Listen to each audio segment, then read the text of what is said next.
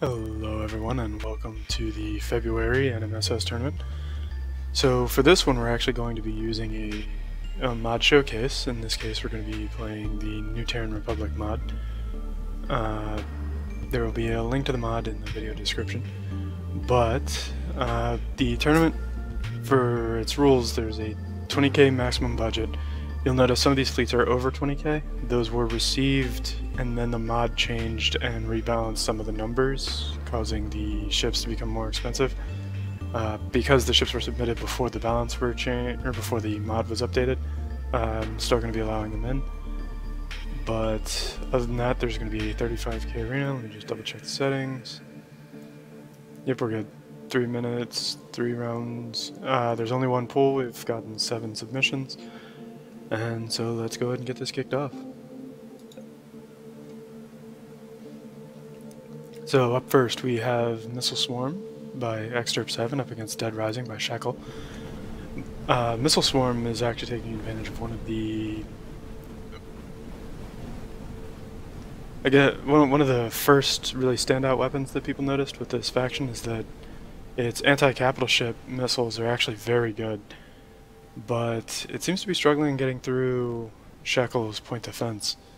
He has no shortage of it, that's for certain. But the missile swarm is composed of a bunch of very small and very maneuverable ships, so even though they're having a difficult time actually connecting and dealing damage, they are still doing a good job of escaping. And you can see Shekel himself is using some missiles, but I think they might be the anti-fighter missiles. It's difficult to be certain. I'm not as well versed on the NTR mod as I probably should be by now. But you can see the main ship for Shekel over here is actually doing a pretty good job of keeping the air saturated, both with projectiles and with missiles. One of the things of note about the NTR mod is that the missiles themselves are a bit, a lot of the weapons are sort of burst oriented. They use a lot of weapons like needlers and things like that, which will fire almost like a shotgun sort of effect, where there's a big burst of projectiles and then a cooldown. Makes them highly effective at dealing with incoming missiles.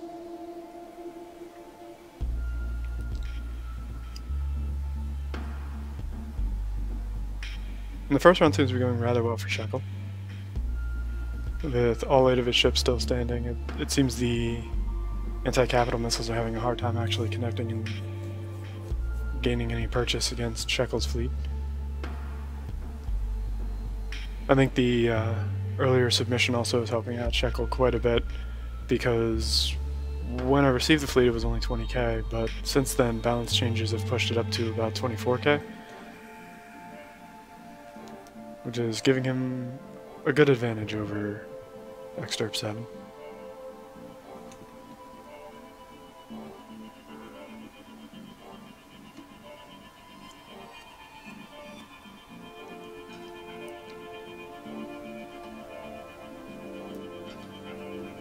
I was also looking for it. I'm not entirely sure I've seen Shekel submit to one of the NMSS tournaments before either.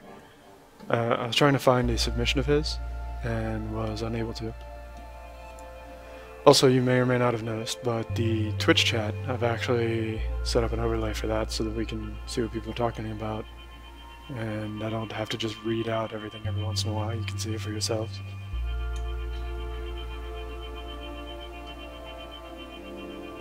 Okay. And that's a good point for anyone who's just listening. For some reason, Splinter's pointing out that the anti-capital missiles used to be much harder to kill with point defense, and I think that might be hurting Exterp 7's plan quite a bit. If the missiles used to have a bunch more health, then a lot of the successful point defense kills might not have happened, and certainly would have worked out better for Exterp 7.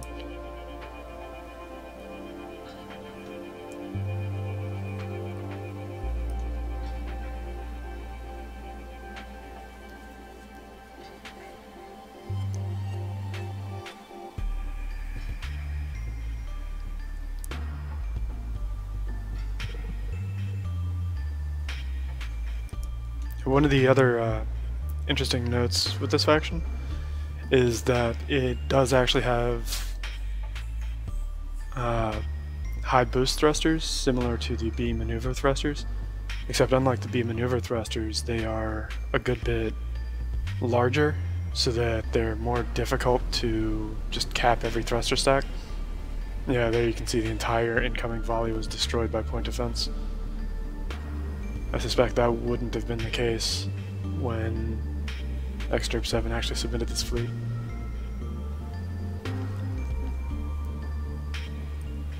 But you can see on Exterp 7's ships how he has a few different thruster shapes. Some of those are going to be the regular thrusters, and some of them are... No, I don't think any of those are actually the maneuvering thrusters. I think those are all just regular. Let's see if Shekel's using them. Yeah, there you go. You see the very, like, thick thrusters? Those are the... I think he called them fusion jets or something like that. The new Terran Republic also has actual maneuvering thrusters, which, rather than giving boost like the B's maneuvering thrusters, they actually generate torque, which, of course, helps your ship turn. I'm not sure if it can do partial efficacy, so like if a maneuvering thruster generates 25k torque, I think it always generates 25k whenever it's actively generating. I don't know if it can generate 2, for example.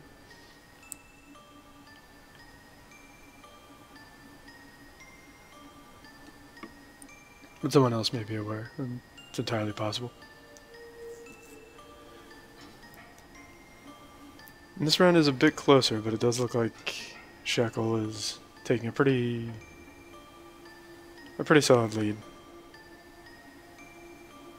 With the amount of point defense that's being generated by the flagship for the Dead Rising, I imagine that Exterp 7's fleet is just going to have a very hard time in general dealing with it. And there are multiple thruster trails coming out of Exterp 7 ships, which is usually an indicator that there's different kinds of thrusters, so it's possible that he is using some of the maneuvering thrusters.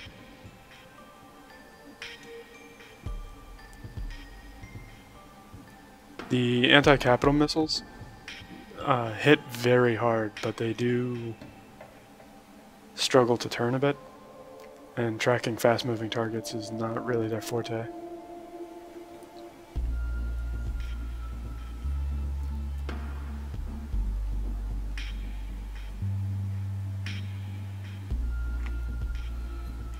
And with 30 seconds on the clock and the lead continuing to grow, it looks like this match is going to go in favor of Shekel. But we have switched back to the pool format from the double elimination, so Exterp 7 is by no means out of it. Though balance changes do seem to be making his strategy a bit less effective.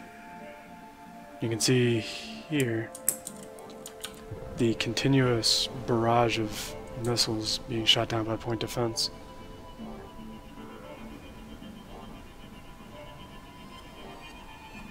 I imagine that is not what Exterp 7 was hoping would happen. But up next we have Cuddly at Painful by Dukeslayer up against Missile Swarm. Cuddly by Painful uses a few really neat tricks. The first of all, he's got these 8 snipers, or 8 modular cannons here, which is another one of the semi-distinct features of the NTR. Modular cannons in the vanilla game are only featured in the Tinkerol, and unlike Tinkerol, every cannon has a trade-off in NTR. With the Tinkerol modular cannons, the trade-off is generally simply that they just cost more energy, but usually not a terribly large amount. Whereas with New Terran Republic, they tend to do things like decrease fire rate, things of that nature.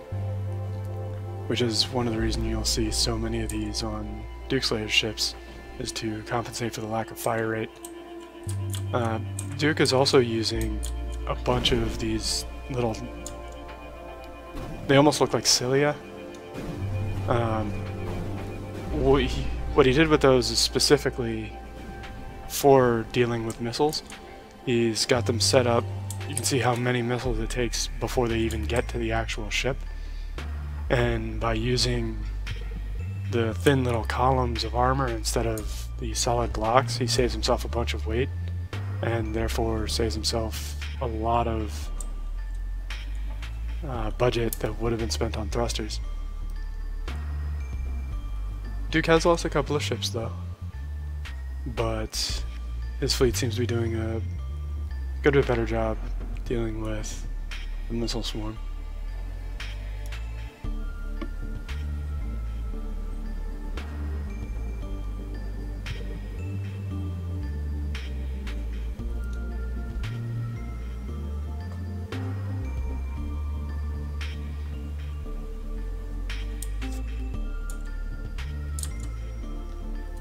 You can also see that Duke is employing the rather popular sort of waffling technique. Again, the main reason to do that is to increase area without increasing mass, which is a countermeasure intended for dealing with splash weapons. Also, unlike the Tinkerol modular cannon, the new Terran Republic one fires explosive projectiles, which means it does not punch through armor segments. So one block of any size will stop a projectile from the modular, from the modular cannon, which is quite possibly another reason. It causes them to behave more like missiles than your conventional cannons.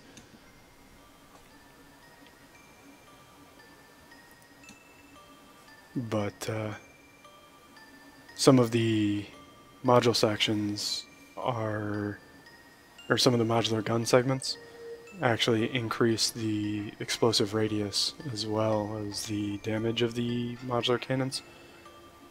It's overall pretty solid as far as a weapon goes, and they feel a little less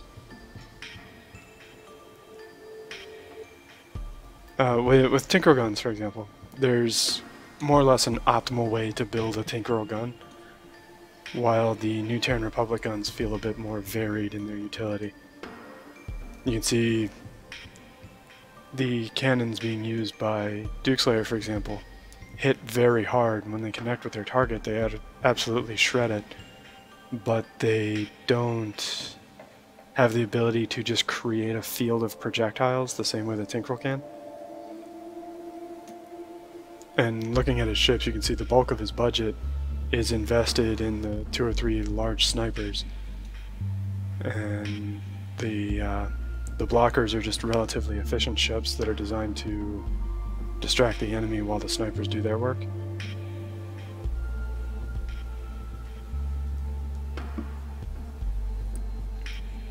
You can also see they tend to operate at a good bit shorter range. I believe the range module not only increases the cost per shot, but I believe it also decreases the rate of fire.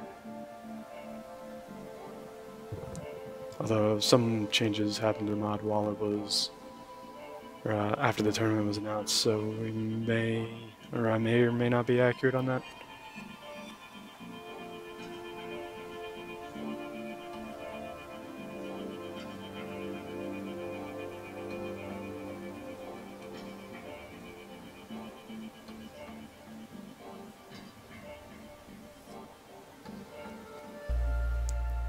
And yeah, I do remember seeing Lorcer and Bahamut in Discord.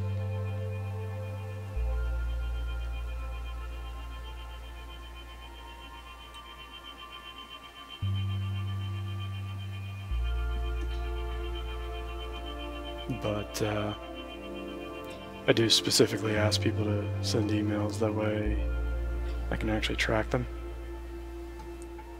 Discord can be a little busy from time to time. I think there were a few days this week where I logged in, there's over 200 messages waiting. It's a little much to have to sift through.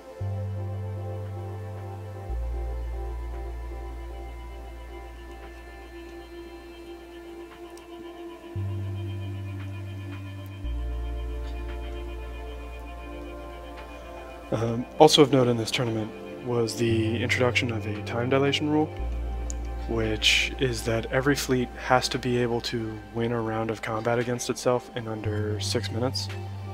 So either the fleet needs to not time dilate to the point where a 3-minute timer takes more than 6 minutes, or be able to efficiently kill itself within the same time frame. For better or worse, that does mean some of the matches, like this one I feel like is probably going to take a little longer than 6 minutes. Because of the extra CPU overhead for encoding and streaming, some of the matches will end up still running a little longer. But we should avoid situations like the last tournament where a single match might take 30-something minutes. That was a bit excessive.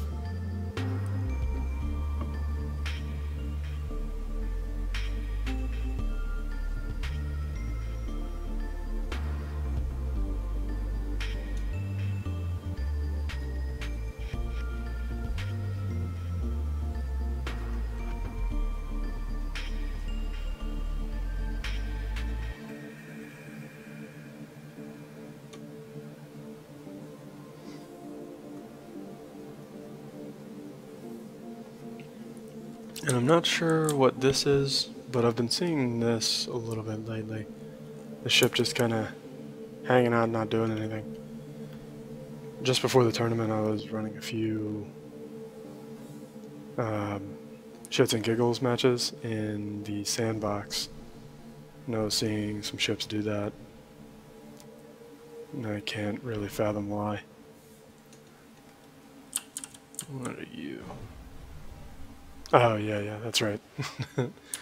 So, the anti-troll ship rule is that a ship has to be able to move at least a certain speed, and it has to have a weapon. So Duke gave them a weapon, but it's the cannon base for the modular cannon with no modules attached to it, because it's very inexpensive. But basically, the ship will never be able to use it, because it will never get that close to the target. So the blockers don't actually do any damage at all, unless a very specific situation happens.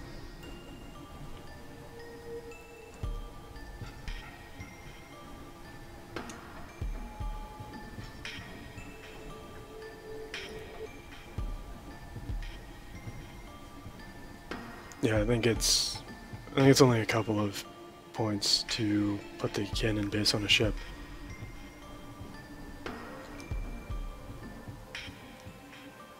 But the ship does have a weapon. It just can't really use it. I think the base range of the modular cannon is about the same as the Tinker one, which is to say, almost nothing.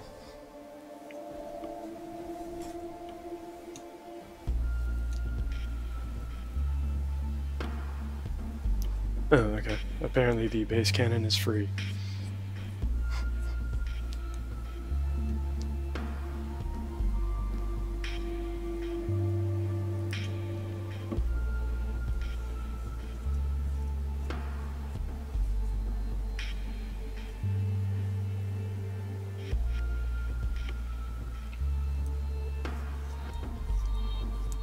I want to say when Duke originally submitted this fleet, he called them something to do with caterpillar?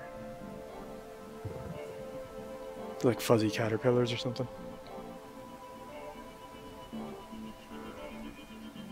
He ended up making some alterations and renaming it, but I could definitely see where the name would come from.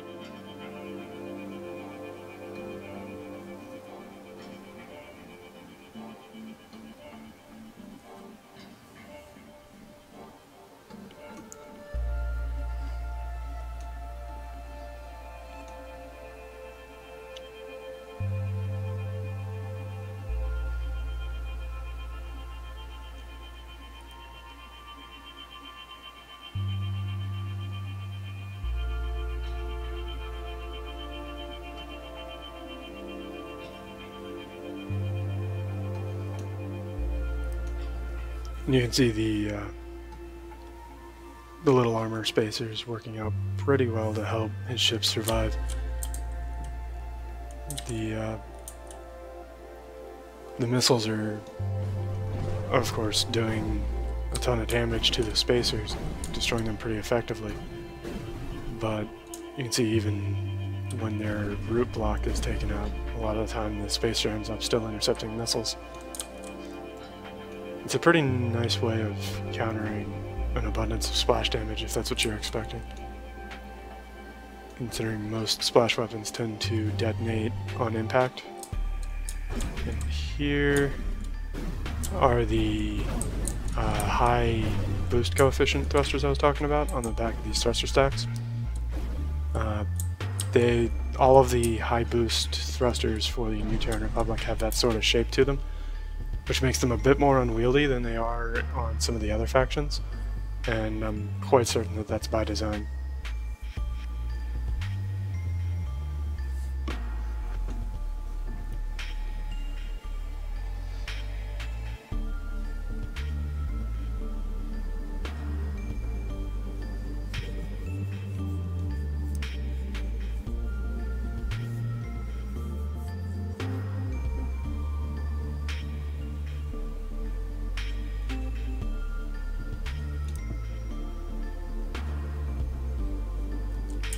This looks like another sniper growing.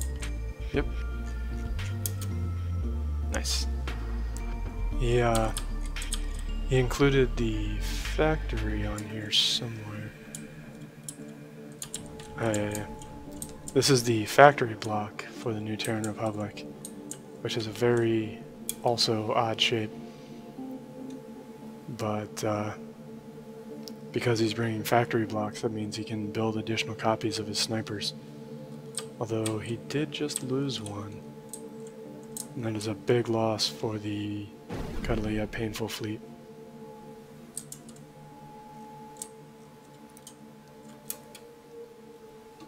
Though he does still have a pretty sound points lead, and with an extra sniper growing in the back, he still looks to be in pretty good position.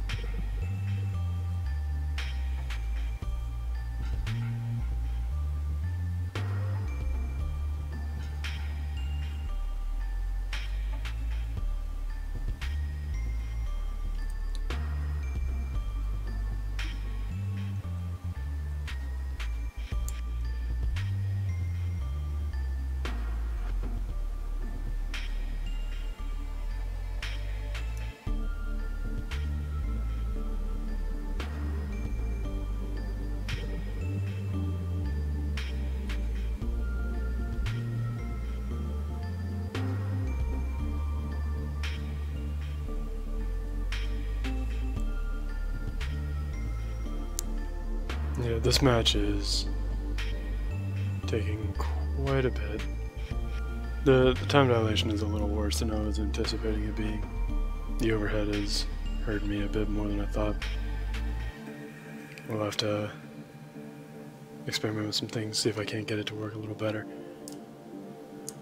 But I don't think there's too many that are relying on swarms, and I think that's part of the problem, is that Dukeslayer's fleet relies on a small number of snipers. In this case, he only has one that's even participating right now.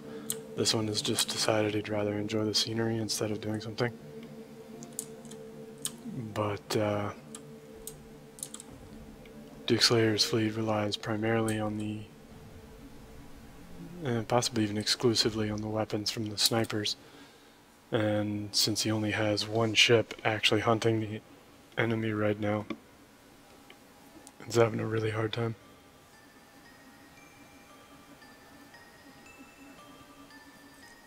And there's that. There's only 7 fleets in the entire tournament. So we don't have... we're not going to have too many of these matches, I don't think.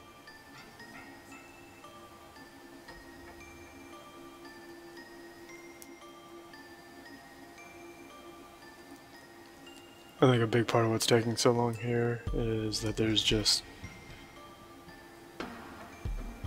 Dukeslayer's fleet is struggling with the swarm, but is still well adapted to defeating it, but not doing so quickly. It'll be alright though. I may just end up accelerating this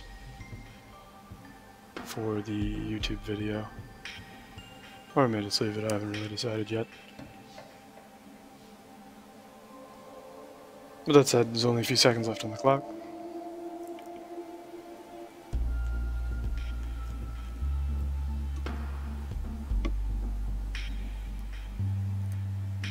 And so, unless something really crazy happens in the next couple of seconds, this round is going to go in favor of Duke.